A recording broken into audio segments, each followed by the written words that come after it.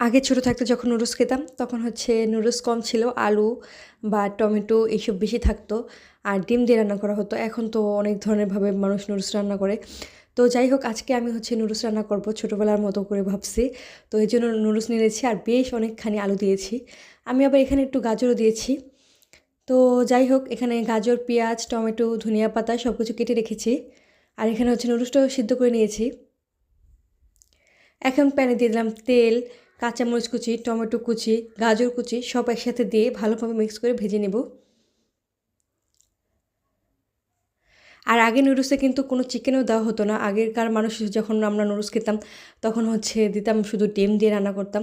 তো তখন অনেক বেশি ভালো লাগতো। এখন এখন ওইগুলো অনেক বেশি মিস করি। তো আজকে ওরকমভাবে আমার হঠাৎ করে খেতে মন চাইলো। তো যাই হোক, এভাবেই হচ্ছে রান্না করে নিচ্ছি। আর এইভাবে কিন্তু অনেক বেশি ভালো লাগে। আর শীতের দিনে যদি ধনিয়া পাতা দিয়ে রান্না করা হয় আলু দিয়ে, ডিম দিয়ে, তাহলে তো আরও মানে জমে যায়, অনেক বেশি টেস্ট হয় এটার।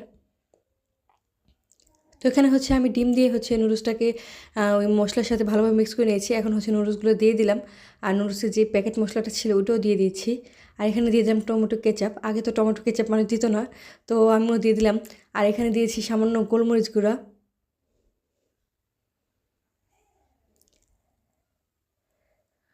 আসলে যুগের সাথে সাথে অনেক কিছুই পরিবর্তন হয়ে যায়। তো আগে যে এই নুডলসগুলা ছিল, এই নুডলসগুলা ছিল না। ওরকম ওই যে লম্বা, লম্বা মিস্টার কুকি হয়তো ওইটা ছিল। তো ওইটার টেস্ট কিন্তু অনেক ভালো লাগতো। এখন ওইটা হয়তো খুব কম পাওয়া যায়।